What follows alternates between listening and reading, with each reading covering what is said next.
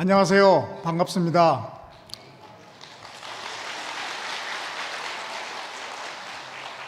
저는 신일교회 대학부 77동기 지동욱입니다. 저는 태어나서부터 신일교회 다녔고 지금도 신일교회 교인이라고 생각하는 사람입니다. 제가 외국에 나가기 전까지는 신일교회에서 떠나본 적이 없고 다른 교회를 다녀본 적이 없습니다. 지금도 여기 오면 신일교회라는 교인이라는 생각이 듭니다. 오늘 제가 좀 특이한 복장을 하고 나왔는데, 보통 목사님들이 나오시면 아주 아름다운 정장을 입고 넥타이를 매시고 나오는데, 오늘은 제가 좀 특별한 복장을 하고 나왔습니다. 그걸 먼저 설명하고 말씀을 나누는 게 좋을 것 같아서 설명을 좀 드리고자 합니다. 몇 달 전에 러시아하고 전쟁 중인 우크라이나의 젤렌스키 대통령이 미국의 백악관을 방문한 적이 있습니다. 근데 그때 정상회담을 하는데 젤렌스키의 복장에 대해서 그 배석했던 장관들이 핀잔을 줬습니다. 당신은 양복이 없습니까? 어떻게 정상회담을 하면서 그렇게 이상한 전투복을 입고 왔습니까? 젤렌스키가 대답합니다. 나는 전쟁 중인 나라의 국가 원수입니다. 그래서 나는 한시도 우리나라 백성과 지금 처해 있는 그 처지를 잊어버릴 수가 없습니다. 여러분, 좀 미국에서 요즘 그 신실한 기독교인들은 집집마다 자기의 기도방을 갖고 있다고 합니다. 거기서 모여서 혹은 혼자서 기도를 하는데, 기도방에 보통 방석이 하나 놓여 있고 아주 편하게 기도할 수 있는 조그만 공간을 마련해 뒀습니다. 근데 이 기도방의 이름을 뭐라고 부르시는지 아십니까? 요즘 영어로 워룸이라고 그럽니다. 전쟁하는 방이라는 뜻이죠. 여러분, 우리 기도는 많은 경우에 전쟁하는 곳입니다. 우리가 교회 올 때는 여러 가지 모임이 있지만 특별히 주일의 예배는 정식으로 하나님께 예배드리고 찬양하고 하나님을 기념하고 올려드리는 그것이기 때문에 우리가 가장 단정하고 좋은 옷으로 입고 오는 것이 맞겠지만은, 특별히 새벽 기도, 이렇게 여러분들이 긴장하고 마음을 다해서 나와서 기도하기를 원하는 이때에는 우리가 전쟁의 마음으로 나와야 됩니다. 그래서 제가 오늘 전쟁하는 옷을 입고 나왔습니다. 여러분도 물론 출근해야 되는 분들은 그렇게 할 수 없겠지만은, 가능하시다면 새벽 기도 오실 때는 편한 목장으로, 전투하는 목장으로 오셔서 주님 앞에 간절히 매달리시고 싸우는, 주님 앞에 군사로 전쟁하는 여러분들이 되시기를 주님의 이름으로 축원합니다. 예수 그리스도는 어제나 오늘이라 영원토록 동일하신 분입니다. 계시록 1장 8절은 또 이렇게 설명합니다. 주 하나님이 이르시되 나는 알파와 오메가라, 이제도 있고 전에도 있었고 장차 올 자요 전능한 자라 하시더라. 우리 주님은 처음부터 계셨고 지금도 우리와 함께 계시고 이제 다시 이 땅에 오실 겁니다. 80년 전 신일교회 창립 때부터 처음부터 계셨고, 그 오랜 세월 동안 신일교회에서 그분의 백성들을 인도하시고 은혜를 주셔서 수많은 영혼들을 구원해 주시고 영광스러운 주님의 일을 맡겨주셔서 우리가 오늘 이 자리에 이렇게 설 수가 있는 겁니다. 수많은 목회자, 선교사들뿐만 아니고 충성스러운 주님의 일꾼들을 이 교회를 통해서 일어나게 하시고 준비시켜 주시고 각자의 섬김을 감당하게 하셔서 오늘과 같은 기쁘고 영광스러운 그런 자리를 허락하신 주님은, 예수님은 어제나 오늘이라 영원토록 동일하신 분입니다. 그래서 그분 때문에 신일교회의 미래는 여전히 놀라울 수 있습니다. 신일교회 여러분의 자녀들의 미래도 그분 때문에 여전히 놀라울 수 있습니다. 그래서 저는 오늘 다른 이야기가 아니라 바로 예수님의 이야기를 하고자 합니다. 해도 질리지 않고 들어도 새로운 이야기, 바로 예수 그리스도의 이야기입니다. 요한복음 17장 3절에서 예수님이 이렇게 말씀하십니다. 영생은 곧 유일하신 참 하나님과 그의 보내신 자 예수 그리스도를 아는 것이니이다. 그러니까 영생은 단순한 길이로 영원히 사는 게 아니라 그 삶의 질이, 그 내용이 달라지는 겁니다. 예수님을 아는 것이 그 삶 속에 가득 담겨지는 것, 그것이 바로 영생이라는 것입니다. 예수님을 아는 것은 바로 그분이 누구신지, 또 어떤 분인지 제대로 알고 그에 따라 우리의 삶을 사는 것, 이게 영생입니다. 영생의 반대는 뭐죠? 영벌입니다. 마태복음 25장 46절에 보면 이렇게 말씀하고 있습니다. 그들은 영벌에, 의인들은 영생에 들어가리라. 많은 분들이 잘못 알고 있는데 예수 믿지 않는 사람들도 죽은 후에 마지막 때에 부활하게 됩니다. 다만 그들은 영생이 아니라 영원한 심판, 영벌을 받기 위해 부활하게 되는 겁니다. 그런데 영벌을 받는 사람들은 그 삶 속에 예수님을 아는 것이 아니라 어떤 것을 담고 사는 걸까요? 바로 세상을 담고 사는 삶입니다. 무한하시고 영원하신 그 주님이 아니라 멸망당하기로 작정된 세상을 가득 채우고 사는 그런 삶입니다. 요한일서 2장 15절과 16절은 이렇게 말씀하고 있습니다. 이 세상이나 세상에 있는 것들을 사랑하지 말라. 누구든지 세상을 사랑하면 아버지의 사랑이 그 안에 있지 아니하니 이는 세상에 있는 모든 것이 육신의 정욕과 안목의 정욕과 이생의 자랑이니 다 아버지께로부터 온 것이 아니요 세상으로부터 온 것이라. 하나님과 관계없는 것, 예수와 상관없는 것, 그 세상을 담고 사랑하는 삶은 영벌의 삶입니다. 육신의 욕망, 보이는 것들에 대한 집착, 그리고 욕심, 세상에서 인정받고 세상의 소유와 지식에 대한 자랑으로 채워진 삶이 바로 그런 영벌의 삶입니다.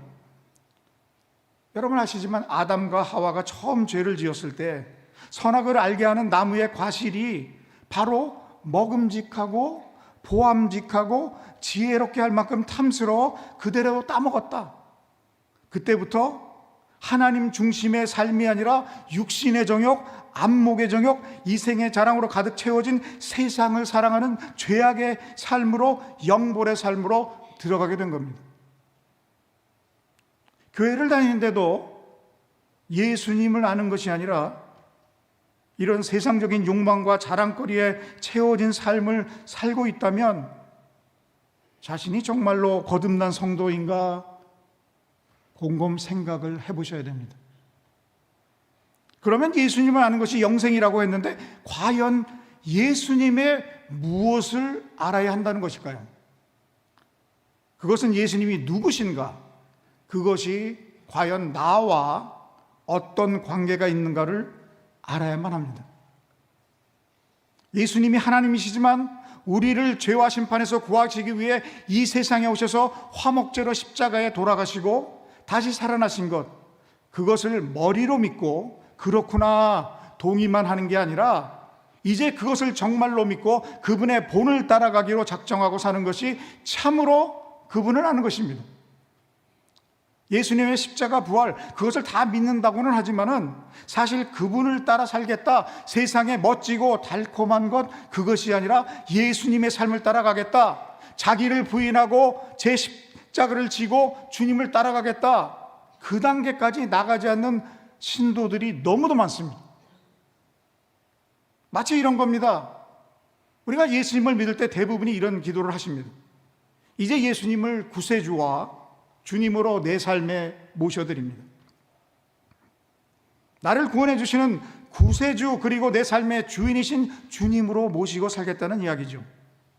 그런데 정작 나를 구원해 주신 구세주로서의 받아들이는 삶은 괜찮은 것 같은데 예수님이 내 삶의 주인이신 주님으로 모시고 살기는 좀 뭐한 것 같습니다.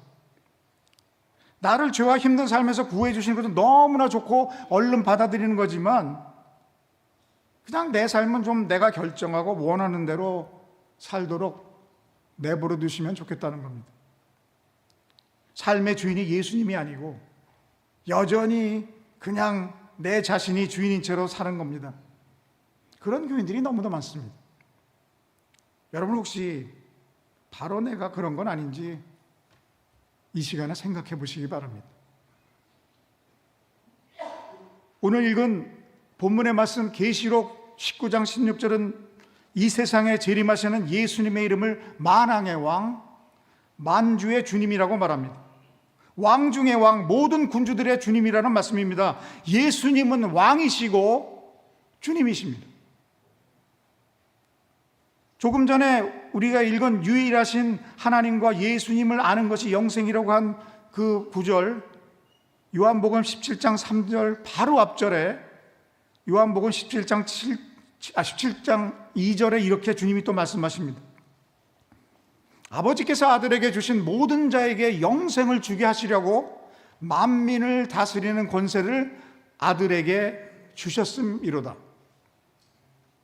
영생을 주시기 위해서 예수님은 아버지 하나님께 세상 모든 만민을 다스리는 권세, 곧 통치권을 받은 왕이라는 말입니다. 만왕의 왕, 만주의 주님이십니다. 이렇게 성경의 여러 부분에서 예수님이 우리의 왕이라는 말씀이 계속 반복되고 있습니다.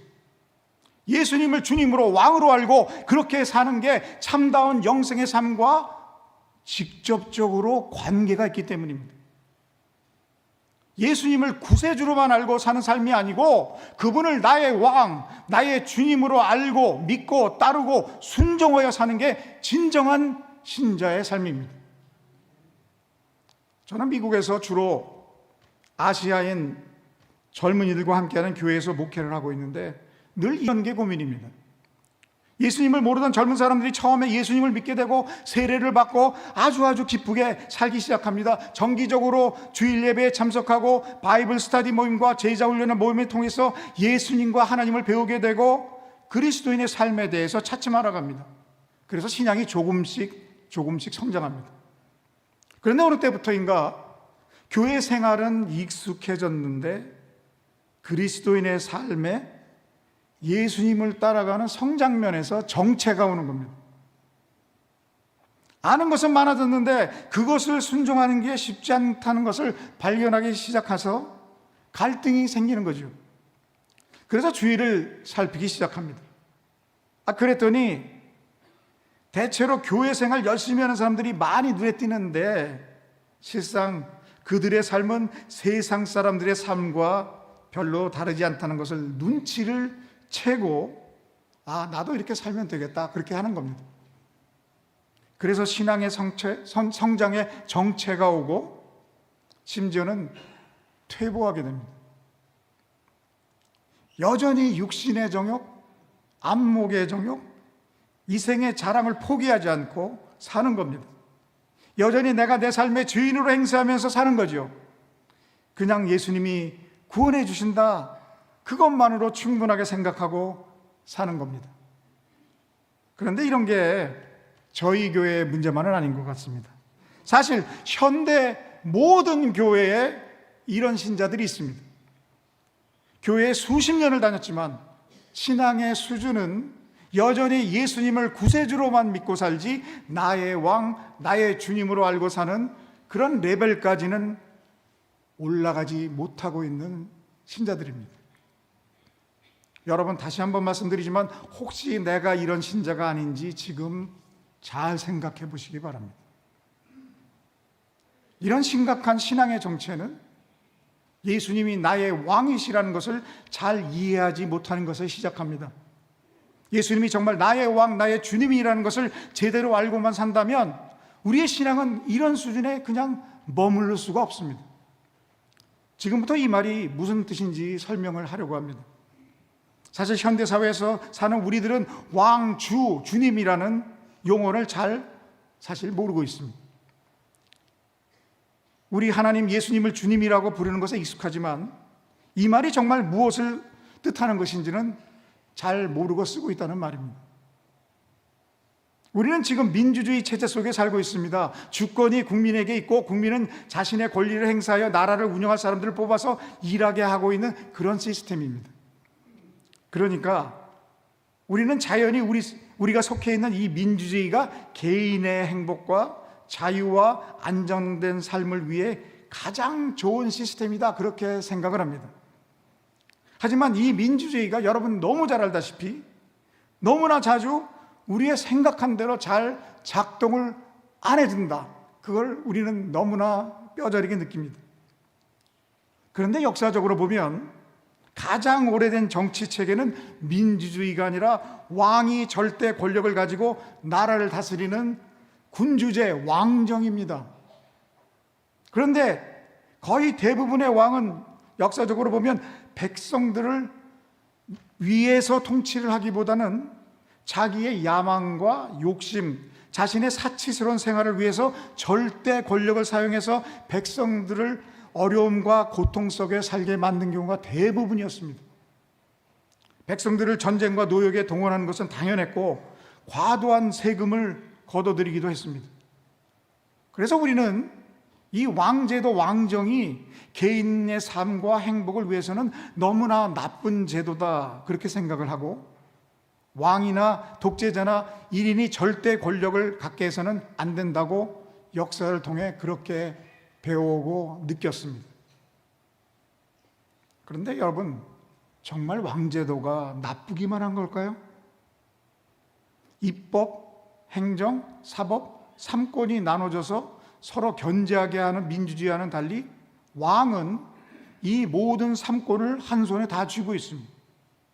왕은 법을 만들고 재판하고 상과 벌을 집행하는 것까지 다 합니다.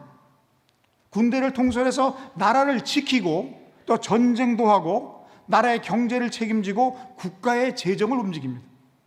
하지만 결과에 대해서는 아무도 왕에게 책임을 묻지 못합니다. 그래서 왕이 부패하고 무능하면 나라 전체의 백성들이 고통하고 고생하고 그런 어려움을 겪습니다. 그러나 만일 왕이 능력이 있고 자기 백성들을 진심으로 사랑하는 마음으로 통치할 수 있다고 하면 이 왕제도는요, 민주주의에 비해서 정치적 혼란이 없어 훨씬 안정적이고요, 국가 위기에 신속하게 대응할 수 있고요, 장기적으로 계속 좋은 방향으로 나라를 이끌어갈 수 있고요, 왕이 정직하다면 자기에게 주어진 왕으로서의 책임을 다하기 위해서 권력을 사용해서 나라의 평안과 내실을 가져올 수 있게 되는 겁니다.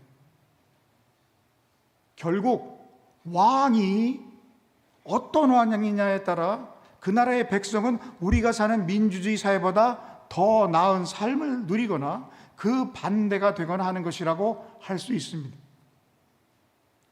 누가 왕인가, 그것이 그 백성에게, 국민에게 너무나 중요한 겁니다.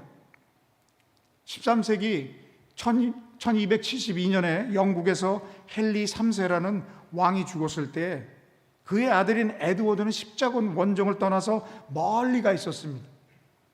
그때 왕실의 의회는 이렇게 선언을 합니다. 비록 에드워드가 부재중이지만 이미 왕이 되었다. 그리고 이렇게 덧붙입니다. 왕자는 결코 비어 있어서는 안 된다. 나라는 결코 군주 없이 존재해서는 안 된다.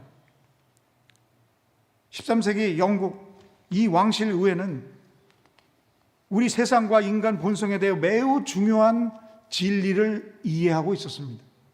즉, 우리 위에 권위가 없을 때 인간의 본성은 모든 것이 우리 아래에 있어야 한다고 믿는 것이 인간의 본성이라는 겁니다. 지금 우리는 민주주의 사회에 살면서 누가 나보다 더 위의 권위를 가지고 내가 원하는 삶을 사는 것에 대해서 간섭하는 거 좋아하지 않습니다. 어른들만 아니라 우리의 자녀들도 그렇습니다. 이제 흥미로운 성경 구절을 한번 보겠습니다. 사사기 21장 25절입니다.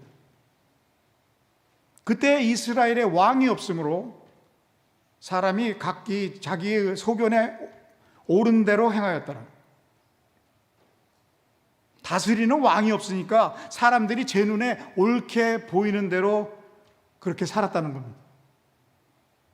이제 왜 우리가 이 구조를 생각하려는지 말씀을 드리겠습니다. 이제 이 말씀에 보면 아주 뜨거운 표현이 있죠. 왕이 없다. No king, no kings. 뉴스를 보셨는지 모르겠는데 미국에서 요즘 트럼프의 권위주의적 통치에 반대하는 정치 시위의 구호가 바로 이겁니다. No king.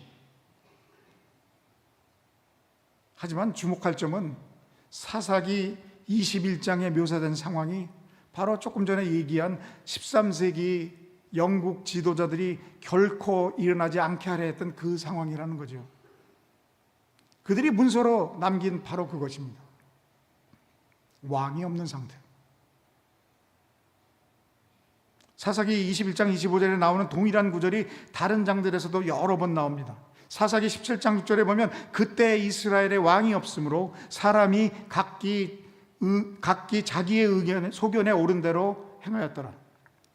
사사기 18장 1절은 그때 이스라엘에 왕이 없었고, 사사기 19장 1절은 이스라엘에 왕이 없을 그때에, 이렇게 분명히 이 사사기를 쓴 저자는 이스라엘의 정치적 상황, 즉 왕이 없었다는 사실을 굉장히 강조하고 있습니다. 사실 이스라엘에 그때까지 단 한 번도 인간왕이 없었습니다. 이 시기는 아직 이스라엘에 인간왕이 세워지기 전이었고, 저자는 바로 그 점을 거듭거듭 강조하고 있습니다. 그렇다면 왜 그가 이 사실을 강조했을까요? 만일 우리가 사사기의 마지막 5장을 자세히 읽는다고 하면 그 왕이 없음의 시대가 얼마나 끔찍했는가를 발견할 수 있습니다. 거기에는 거의 모든 형태의 흉악한 죄악들이 다 나옵니다. 차마 입에 담기도 어려운 타락상이 거룩한 책 성경에 기록이 되어 있습니다. 따라서 이 글을 쓴 이 책의 저자는 사람들이 왕이 없던 사사시대의 타락한 현실을 우리가 이해하길 바라서 이렇게 쓰고 있습니다. 여기에서 나오는 사사들이란 이스라엘의 백성이 외국의 군대에게 침략을 당하거나 압제를 당했을 때 그때마다 하나님이 세워주신 구원자들을 의미합니다. 이 사사들은 하나님의 백성이 다시 언약에 충실하도록 회복될 때까지만 임시 지도자로 활동했습니다. 구원자긴 하지만 왕은 아니었습니다. 구세주, 그러나 no king, 왕은 아닙니다. 하지만 이 사사들의 발자취를 따라가다 보면 그들의 도덕적 수준이 점점점 타락해 갔음을 알 수 있습니다. 예수님께서는 여전히 이들을 사용하셔서 백성을 구원하시긴 했지만 후기로 갈수록 대부분의 사사들은 지도자로서의 도덕적 품격이 무너졌고, 따라서 이스라엘의 영적 도덕적 상태는 점점 형편없어져 갔습니다. 그렇다면 이 사실이 왜 중요한 겁니까? 이것을 이해해야 이스라엘 백성이 우리도 다른 나라들처럼 왕을 세워달라고 다 사무엘에게 요청했던 그 역사적 배경을 이해할 수 있습니다. 사무엘은 하나님의 선지자이자 제사장으로 충성된 사람이었을 뿐만 아니고 사실 이스라엘의 마지막 사사였습니다. 하지만 오늘 본문인 사사기 21장 25절과 그 반복될 구절들, 그리고 마지막 5장의 타락한 내용을 우리가 종합해서 보면 이스라엘이 첫 번째 인간왕을 세우기 전의 시대는 끔찍한 혼란과 타락의 시대였다는 것을 알 수 있습니다. 요약하자면 왕이 없던 시대, 그것은 하나님을 잊은 시대, 각자가 스스로 왕이었던 시대입니다. 뭔가 요즘과 좀 비슷하지 않으신가요? 이제 그 당시 이스라엘 땅에서의 삶이 왜 그렇게 끔찍했는지를 이해하려면 우리는 역사적 관점의 왕 없음만 아니고 마음의 관점에서 왕이 없음도 알아야 합니다. 사사기 21장 25절의 마지막 부분을 다시 보겠습니다. 그때에 이스라엘에 왕이 없으므로 사람이 각기 자기의 소견에 옳은 대로 행하였더라. 다른 번역은 이렇게 얘기합니다. 각자가 자기 눈에 옳은 대로 행하였더라. 자기 보기에 괜찮은 대로 행했더라. 이 표현이 오늘날 민주주의 사회에 사는 우리에게 얼마나 적절하게 들리는 그런 표현인지 한번 보시기 바랍니다. 왜냐하면 오늘날 대부분의 사람들에게 이 말이 아무런 문제도 없이 보이기 때문입니다. 각자 자기 눈에 오른 대로 행한다. 이게 뭐가 나빠? 우리 사회는 이것이야말로 세상이 돌아가는 정상적인 방식으로 생각하는데, 여러분 이런 말 한 번쯤 들어보셨겠죠? 그게 너한테 맞으면 됐지 뭐. 네가 괜찮으면 다 괜찮은 거야. 그건 너에게 틀릴진 몰라도 나한테는 맞아. 너 자신에게 맞는 일을 해야지. 당신이 무슨 권리로 나를 판단합니까? 이렇듯 우리 사회는 여전히 시민의 삶을 규제하는 법이 존재하긴 하지만은 특별히 도덕적 절대 기준의 문제에 있어서 점점 더 왕이 없다는 현실이 드러나고 있습니다. 많은 신자들에게도 사실상 예수님은 왕이 아니시니까 왕이 없다가 우리의 현실입니다. 왕이 없을 때, 즉 옳고 그름의 절대적 기준이 폐위해 버렸을 때, 우리 위에 있는 권위가 사라질 때, 인간의 기본 신념은 언제나 모든 것은 내 통제 아래 있어야 한다는 겁니다. 나의 감정, 나의 인생에 대한 내 평가, 나의 욕망, 나의 의견, 나의 민감함, 나의 경험, 나의 권리, 나의 즐거움, 나의 미래 계획, 모든 것이 내 손안에, 내 아래에 있어야 한다고 생각합니다. 그래서 결국 나는 내 눈에 오른 대로 행하려고 합니다. 여러분 이걸 쉽게 생각하지 마세요. 나는 도덕적 절대 기준을 믿어 옳고 그름이 있다고 생각을 해. 나는 권위를 인정하고 사는 사람이야. 그렇게 말할 수도 있고 그게 사실일 수도 있습니다. 그러나 그렇다고 해도 내 삶의 모든 것은 내 통제 아래 있어야 한다. 그 본성의 영향은 여전히 남아 있습니다. 성경은 이것을 죄성이라고 부릅니다. 성경은 우리의 자기 눈에 대해서, 그리고 자기 눈에 오른 대로 행하는 것에 대해서 이렇게 말씀합니다. 잠언 16장 2절에 보니까 사람의 행위가, 모든 행위가 자기 눈에는 깨끗하여 보이나 여호와는 심령을 감찰하시느니라. 잠언 21장 2절은 또 이렇게 말씀합니다. 사람의 길이 자기 눈에는 다 정직하여도 여호와는 마음을 감찰하시느니라. 성경은 내 생각을 중심으로 기준을 세우고 내 판단을 신성시하는 태도를 경고합니다. 성경은 우리의 자기 눈이 영적으로 흐려져 있다고도 말합니다. 이런 말씀을 또 계속합니다. 잠언 30장 12절, 스스로 깨끗하다고 생각하면서도 그 더러움에서 씻기지 못한 무리가 있느니라. 잠언 26장 16절, 게으른 자는 자기 눈에는 지혜롭게 보이나 현답을 베푸는 7사람보다 자기를 높이느니라. 잠언 12장 15절, 미련한 자는 자기 행위를 바르게 여기나 지혜로운 자는 권고를 듣느니라. 영적으로 게으른 자, 더러운 자, 어리석은 자, 이들 모두의 특징은 나는 괜찮다고 믿는 겁니다. 그러나 하나님께서는 그들의 실체를 보여주십니다. 우리의 자기 눈은 영적 진실을 제대로 볼 수 없습니다. 그래서 잠언 3장 7절은 우리에게 말씀해 줍니다. 스스로 지혜롭게 여기지 말지어다. 여호와를 경외하며 악을 떠날지어다. 자기 눈에 따라 사는 방식은 결국 사사기처럼 언제나 하나님 앞에 악과 연결이 됩니다. 성경은 매우 명확하게 말씀합니다. 왕이 없을 때 우리의 진짜 상태는 눈멀었고 속았고 영적으로 무력하다는 겁니다. 그때 이스라엘에 왕이 없었습니다. 그리고 왕이 없을 때 무슨 일이 일어났습니까? 사람들은 각기 자기 눈에 오른 대로 행했습니다. 마음의 관점에서 왕이 없음이라는 것은 결국 내가 내 자신을 최종 판단자로 내 삶에 사실상 나를 왕처럼 세우는 겁니다. 그러나 하나님 없이, 왕이 없이 하는 그 판단은 언제나 부패뿐이고 그 관점은 언제나 왜곡되어 있습니다. 그렇다면 우리는 어떻게 해야 할까요? 사무엘 8장에서 보면 이스라엘 백성은 이제 임시 구원자인 사사로는 부족하니까 우리도 다른 나라들처럼 제발 좀 왕 좀 세워주십시오, 그런 요청을 합니다. 그래서 사무엘은 하나님께 물어보고 하나님의 지시를 따라서 그들에게 왕을 세워주었습니다. 그러나 그 후에 수백 년에 걸친 역사는 우리에게 말해줍니다.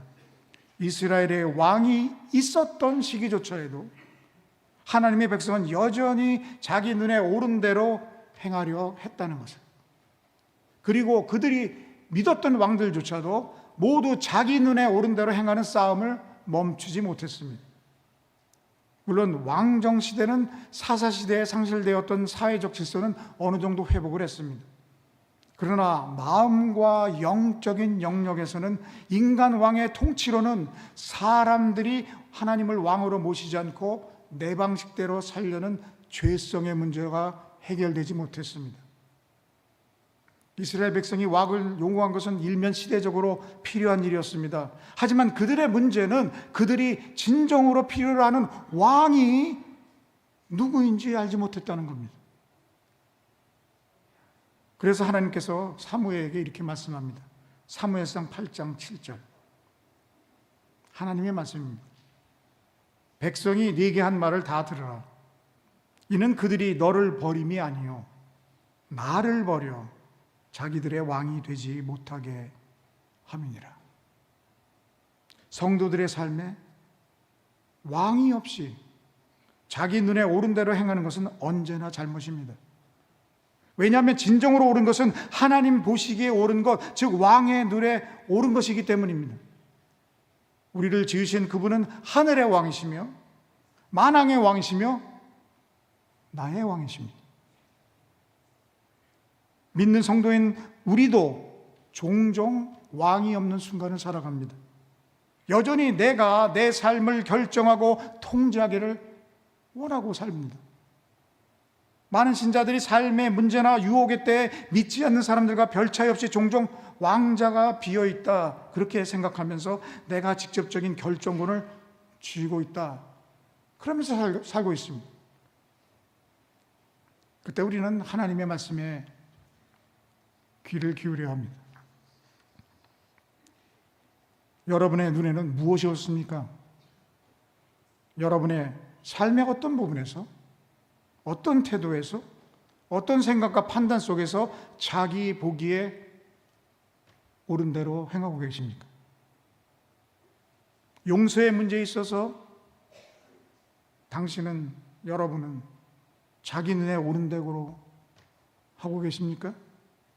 돈을 사용하고 관리함에 있어서 자기 눈에 옳은 대로 하고 계십니까?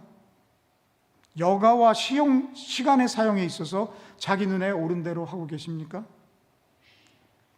결혼을 하는 문제, 젊은이들에게 특별히 귀 기울여 들으시기 바랍니다. 결혼을 하는 문제, 배우자를 선택함에 있어서 또 자녀를 낳고 기르는 일을 결정함에 있어서 자기 눈에 옳은 대로 하고 계십니까? 여러분, 결혼을 한다 안 한다 이거 예를 한번 들어볼게요. 우리 왕께서 뭐라고 말씀하십니까? 성경에 보면 하나님이 최초로 좋지 못하고 얘기하신 게 있습니다. 그게 뭐냐면 사람이 독처하는 것, 사람이 혼자 사는 게 좋지 못하다고 우리 왕께서 말씀하십니다. 배우자를 선택하는 것에 대해서 이렇게 말씀하십니다. 하나님이 짝지어 주신 것을 사람이 나누지 못하리라. 하나님이 배우자를 짝지어 주신대요. 또 자녀를 낳고 기르는 일을 요즘 굉장히 골치 아파하고 힘들어하잖아요. 우리 왕은 이렇게 말씀하십니다. 생육하고 번성하며 땅에 충만하라. 그 밖에도 과거에 받은 상처를 대할 때, 또 가족과 대화할 때 여러분이 보고 듣고 읽는 모든 선택 속에서 나는 자기 눈에 옳은 대로 하고 있는 것은 아닙니까? 누군가가 예수를 믿는다는 것을 믿는다는 여러분의 삶을 보면서 이렇게 얘기할지도 모르겠습니다. 그때 바로 이 양반의 마음에는 왕이 없었다. 그는 자기 눈에 오른 대로 행하고 살았다. 나의 가장 가까운 사람들이 여러분을 보면서 내 마음에 진정 누가 왕인가를 보게 되면 그들은 어떤 얘기를 할까요? 여러분, 오늘 우리 모두에게 가장 필요한 것은 예수님께서 우리의 마음에 왕좌에 앉으시는 겁니다. 한 청교도가 이런 기도를 했습니다. 지극히 높으신 하나님, 하늘의 하나님, 내 마음의 보좌를 차지하소서. 나의 마음을 완전히 다스리시고 주권을 잡으소서. 모든 반역적 욕망을 낮추시고 어떤 더러운 정욕도 주의 거룩한 전쟁을 거스르지 못하게 하소서. 주의 크신 능력을 나타내시고 나를 영원한 주의 소유로 삼으소서. 주님은 내 모든 호흡으로 찬양받으시기에 합당하시며 내 영혼의 모든 능력으로 사랑받으시기에 합당하시며 내 인생의 모든 말과 행위로서 섬김을 받으시기에 합당하십니다. 이것이 여러분의 기도십니까? 이것이 여러분이 정말 바라고 계신 겁니까? 사사시대의 백성들의 왕을 달라고 울부짖었을 때와 오늘 우리가 왕이 필요하다고 외칠 때의 차이는 분명히 있습니다. 왜냐하면 하나님께서 이미 우리에게 가장 큰 필요를 채워주셨기 때문입니다. 곧 예수 그리스도를 통해서 하신 일입니다. 예수님은 단순히 인간 왕으로 오신 분이 아닙니다. 그분은 동시에 만왕의 왕이요 만주의 주님이십니다. 하늘의 왕이신 예수 그리스도께서 바로 이 땅에 내려오셨습니다. 근데 예수님은 선한 왕이시고 나를 위해 죽으신 왕이시고 또 전능하시는 왕이십니다. 그분께서 십자가의 죽으심으로 우리는 또한 하늘의 왕과 화목하게 됐습니다. 그리스도를 통해 이루어진 이 화목은 새로운 마음을 의미합니다. 왕이신 하나님을 사랑하고 섬기도록 새로 지음을 받은 그런 마음입니다. 여러분은 이제 예수 그리스도를 통해 참된 왕의 종으로 살기로 하셨습니까? 아멘. 그렇다면 하나님께서는 여러분에게 새 마음을 주십니다. 성령으로 우리의 심령을 변화시키시고 왕의 뜻에 순종할 수 있는 능력을 주시고 우리가 충성스럽게 주님만을 섬기게 하셔서 이제 다시는 그때 그 사람의 마음에는 왕이 없었다라고 말할 필요가 없도록 해주십니다. 우리 왕이 지금 여기에 계십니다. 그리고 우리는 형벌의 두려움이 없이 그분을 겸손과 감사와 사랑으로 섬길 수 있습니다. 오늘 그리고 우리가 인생을 살아가는 내내 우리의 삶을 움직이는 동기는 13세기 영국 왕실 의회가 남긴 그 고백이 되어야만 합니다. 우리의 왕자는 결코 비어있지 않다. 사람들은 계속 외칩니다. 조선시대 이후에 우리에게는 왕이 없어. 그러나 우리는 말합니다. 태초부터 우리는 결코 왕이 없었던 적이 없다. 그리스도께서 지금도 다스리신다. 이것이 여러분의 마음의 고백이 되시기를 간절히 소원합니다. 그리고 우리가 이 진리의 빛 가운데서 모든 상황과 모든 시련과 모든 유혹 앞에서도 우리의 왕이신 주님을 모시고 그분의 뜻을 따라 살아가기를 간절히 소원합니다. 이제 다 같이 오늘 받으신 말씀을 생각하면서 찬양을 하시겠습니다. 몸이 불편하신 분들은 그냥 그 자리에 앉아 계시고 괜찮으신 분들은 다 일어나서 함께 찬양하겠습니다. 찬양팀 나와주시기 바랍니다.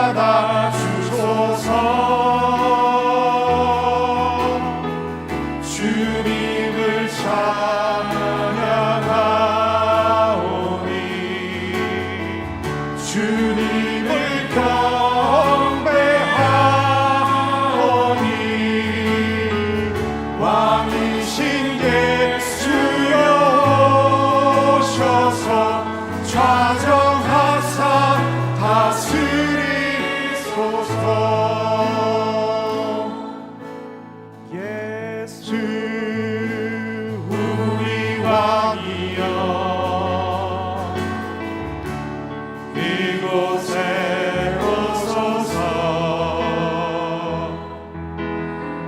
보좌로 주여 임하사 찬양을 받아 주소서. 주님을 찬양하오니 주님을 경배하오니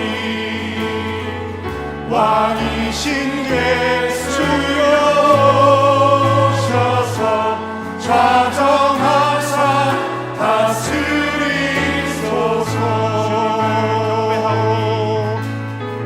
주님을 찬양하오니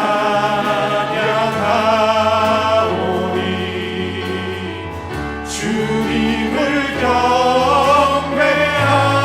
경배하오니 왕이신 예수여 오셔서 좌정하사 다스리소서.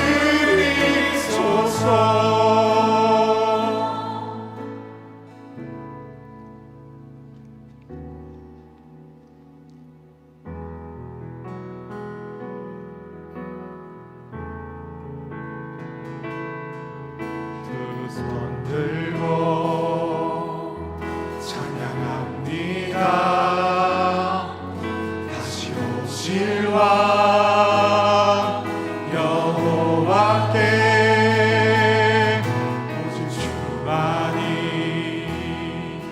나를 다스리네. 두 손 들고 찬양합니다. 다시 오실 왕 여호와께 오직 주만이 나를 다스리네. 나 주님만을 섬기니 헛된 마음 버리고 성령이여 내 영혼 충만하게 하소서. 주님 앞에 내 생명 드리리라.